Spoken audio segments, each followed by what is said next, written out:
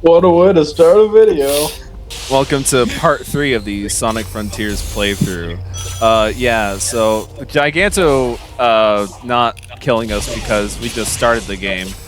He just threw us to the more claustrophobic. Just threw us to the little more claustrophobic part of Kronos Island. Yeah, because that beginning section right there is a bit more open. It feels kind of like Oranos Island. I mean, but then he throws us over here where the level design is much more. Yeah, I mean, you can go anywhere once you've like gotten the first cast emerald, but the cutscene doesn't activate until you've like made more progress and gotten more cast emerald. Yeah, that's also fair. It's just how I structured the thing, because that was my thing before like we knew how or who was going to record the game. Like, how are we going to structure the playthrough off? Because it is basically another Breath of the Wild comparison.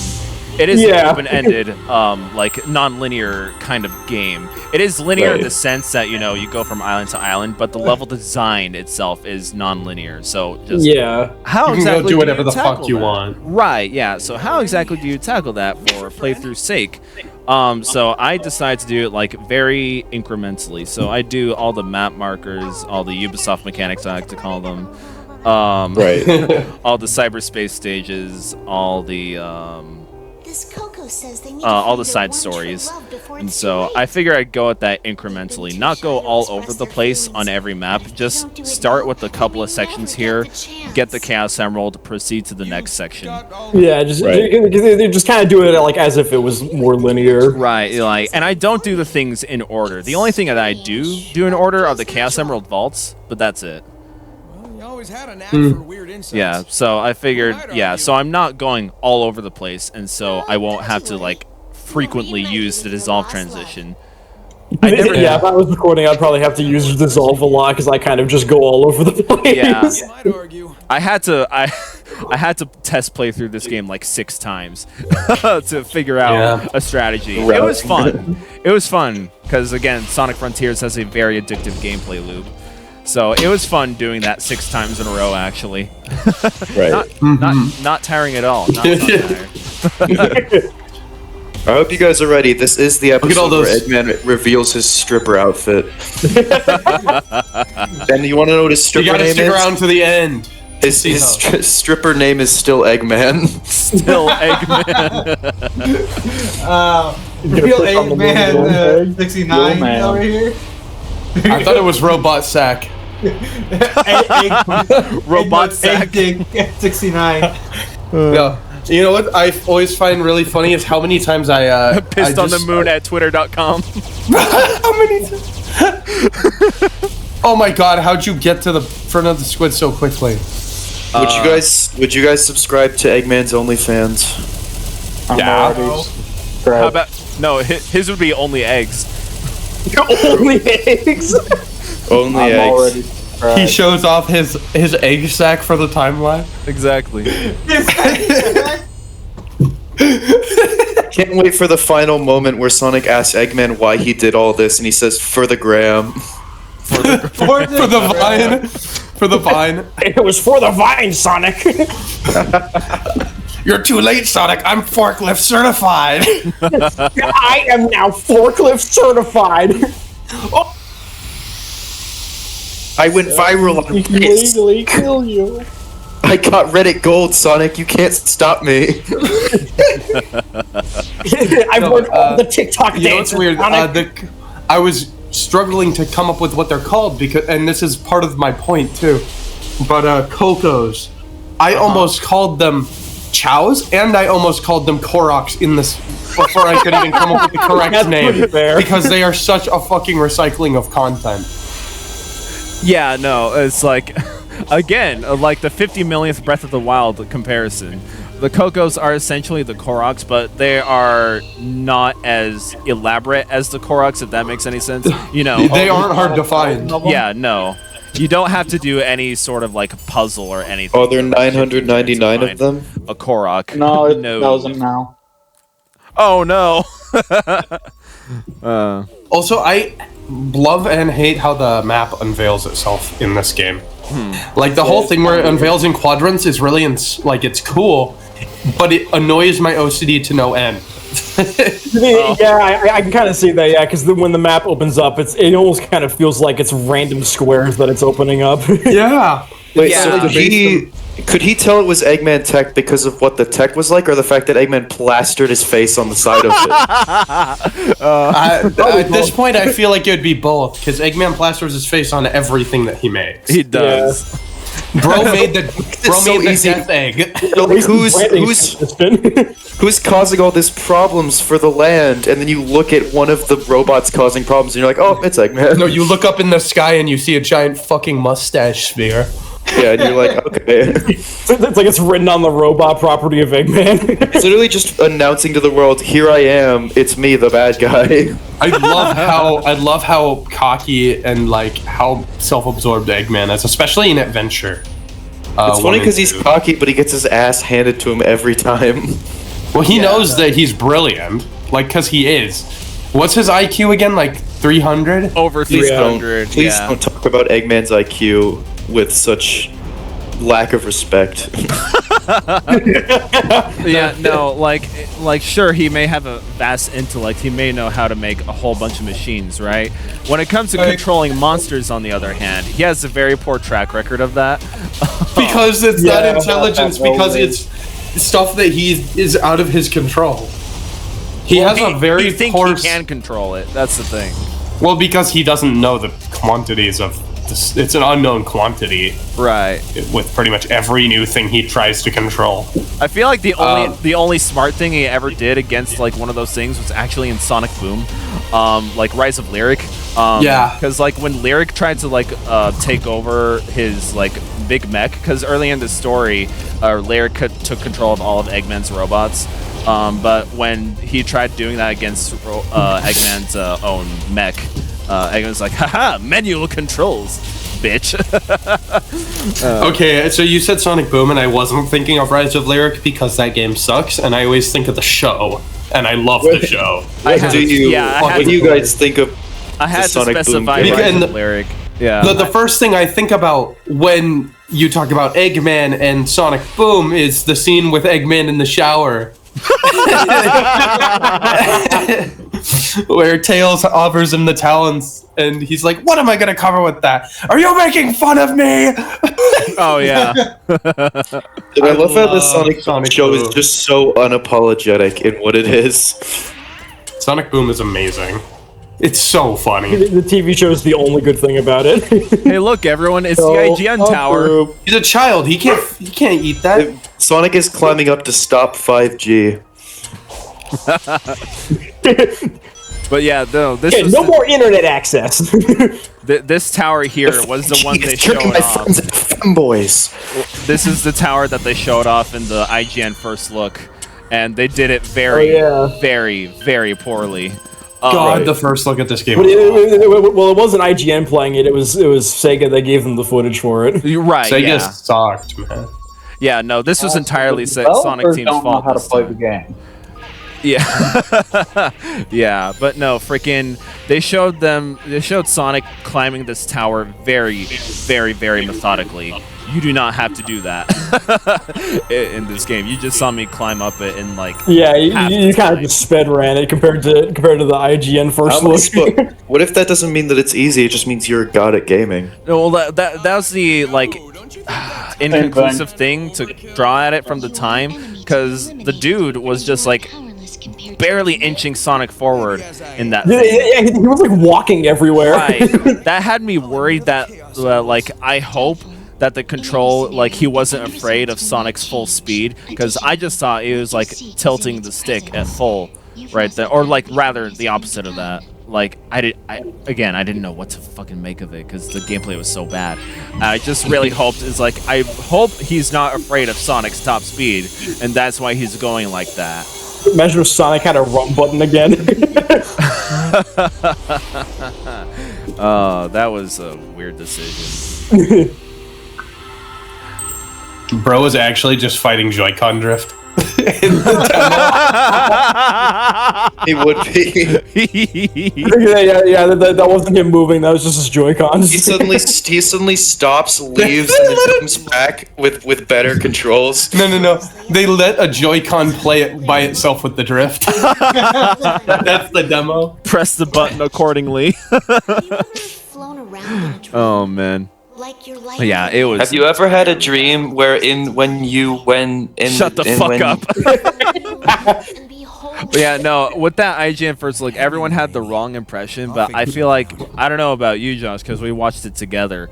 What our first impressions of the level design were, this is the one thing that still remained true, like when the final product came out. The level design is actually pretty fucking good.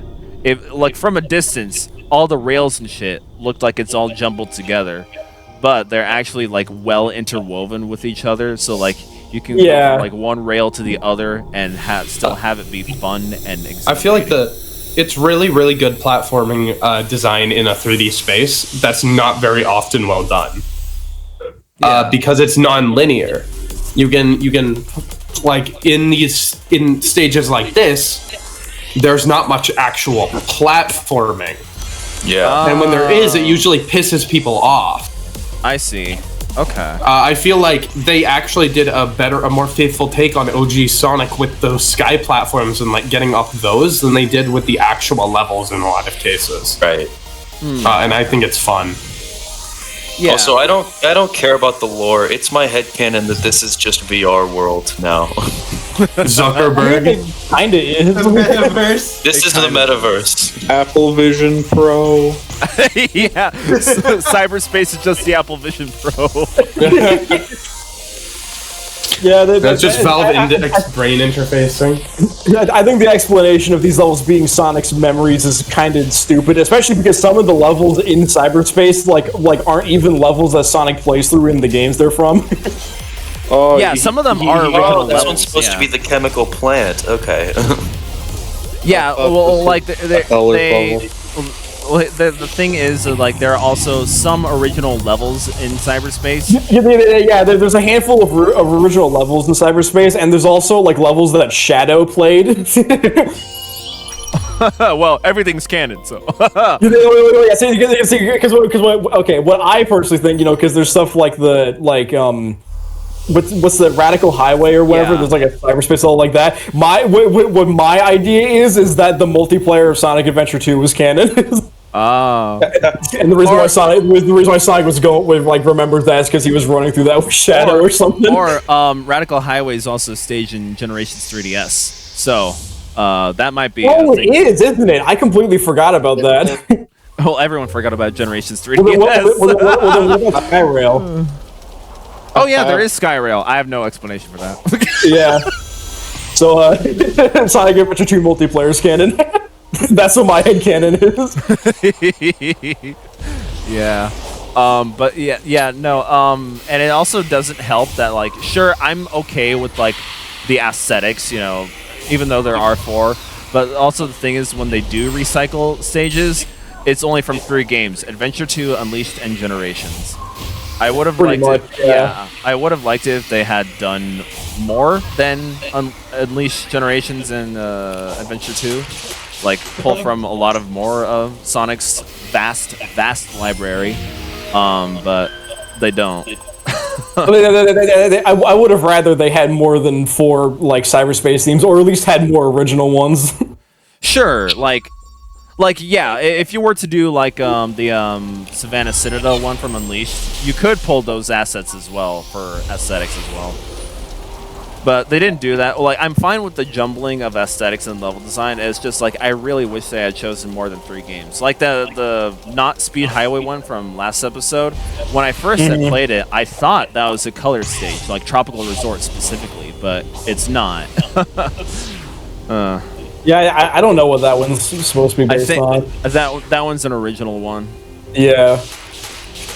So yeah, it's sprinkled here and there, but This is something I also find a little weird because, like, because it kind of feels like they just kind of reuse like Green Hill and Chemical Plant and stuff a lot. Which I mean, they do. There's more of those levels than Sky Sanctuary and the City one. But Sure. what I think is kind of weird is that like they save all of the city cyberspace levels for like the final island.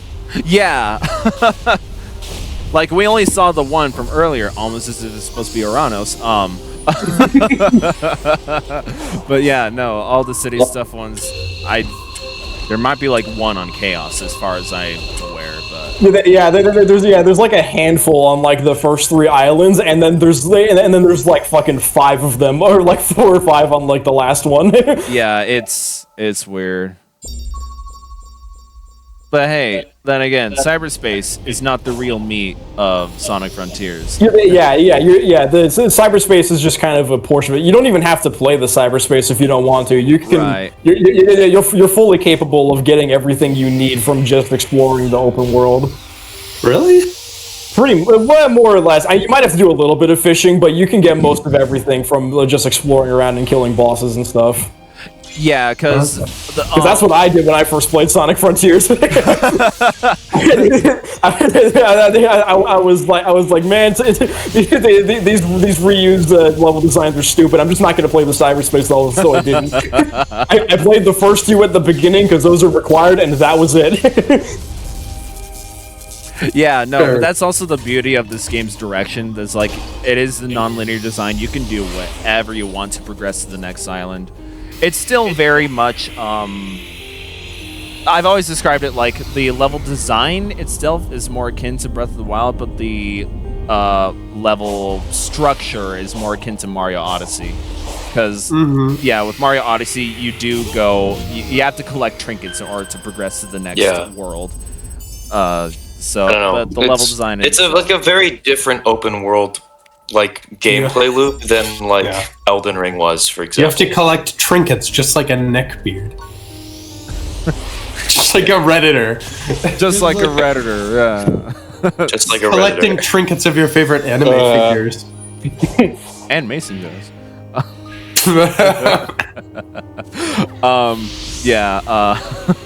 Where was I going with that? Yeah. I don't even remember now. But yeah, it's one of the many Breath of the Wild comparisons of this game. Like even the cyberspace, those are the shrine equivalents. And even in Breath of the Wild, you don't have to do the shrines. You really don't. I will say this seems a lot more linear than Breath of the Wild, where there's a lot more like story things you have to go through. You can't just go straight to the final boss immediately. Well, yeah, that's where that Mario Odyssey structure comes in, because it's. It's like segmented pieces. Bosses immediately. Right. Yeah. Right, now I remember. Yeah, because throughout like the marketing cycle, they always described it as open zone rather than open world. Which I think it works. I think it works pretty well. I think it works. I like how he tried to claim that he was the one that came up with the idea of open zone. I've seen it in other things. Did it? Yeah, Mario Odyssey did it. Gears 5, oddly enough, did it. Mario Odyssey did it, and Mario Odyssey did it amazingly. Very much so. But it's whatever. I was very confused by what he meant by that, but now that, we've played the game... Oh, to a certain extent, you could say that Mario 64 did something similar. Sort of, yeah. You had to go to the different worlds. You had to go to the different worlds, but honestly, they were very open-ended levels. Yeah, that's true. It sucked that you got booted out of the level every time. Yeah, it would be way more fun if you didn't get kicked out with every star, but... Yeah, but I feel like if you didn't, it would count. Like, that's more of the Banjo-Kazooie way of doing things then. Yeah, because they are pretty much open and you can get Jiggies whatever order you want. You don't even have to get every single Jiggy. I have a question. I know Caedon hasn't played it, but have you guys played Elden Ring? No. I played a little bit. Yeah. Carlos, you want to tell them how many hours you have? I don't have that many. Oh, I thought. Okay. Okay. Just over 100. Yeah, just 400. Okay. Well, did you want to make an Elden Ring comparison? No. I just wanted to know. Oh, okay. I liked Elden. So you're just stupid. Oh, they're dead. I'm just stupid. Yeah. Thank you for noticing. Bro, the Korok stuff. Oh, Coco's, I mean. Dude, the motherfucking Korok got liver cancer. I actually, dude, those things only exist to sell merch. I'm telling you. There is no merch though. Is There should be. I would buy one. Yeah. I would buy. Are you telling me you wouldn't? Are you telling me you wouldn't buy a plushie of one of those? No. Well, you're gay, so. And not in like a bad way, just literally. Are you sure about that? Caedon, you're literally gay. Hey, wait a minute. What do you mean in a bad way? Are there two different sides? No. I'm just saying, I'm not saying it as an insult. I'm just saying that I think Carlos likes men. Question is he Greek femboy gay or Roman manly gay?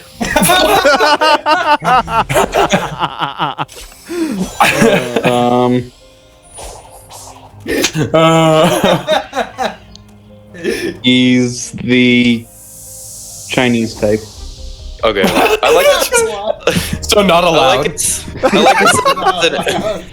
I like that there's a real life actual precedent to the types of gay people that were in Greece and Rome. Were there?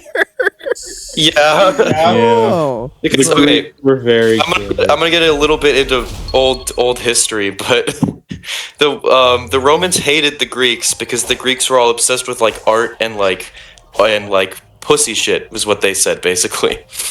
But the Romans were just as gay as the Greeks. The only difference is that they were like, we're manly men. We love war and fighting. Oh yeah, But they all had orgies though, like gay orgies. Yeah, they did. I was about to say, didn't the Romans invite women to the orgies? They invented inviting women to orgies. Yeah. Oh, okay. But that's not how it started in Rome. Oh, so we can pinpoint the birth of lesbians. But yeah, Greek femboy gay versus Roman manly gay. It's a real thing. Okay. Trust me, I'm part of the gay community. Not anymore. I'm part of the gay community despite not being gay. Wait a minute. You're part of the gay community because you're commentating on a a fucking Sonic game. Oh, True. That explains everything. We That makes it all understand make now. sense. I don't know if you can also tell from the Sonic game, but I am also a Redditor. Okay, that's a lie. I'm You not also a Redditor. love giving death threats to people for making Sonic look bad in the movie. I give death threats to people for not putting my OC in the movie. The sad thing is that's probably happened. Well, at least the Sonic model changed in the final design for the movie. So. What was wrong with the old one? Hey, I saw no problem. hey, I think we established there are differences between good gay and bad gay. We did establish So. that. The old Sonic design was bad gay for sure.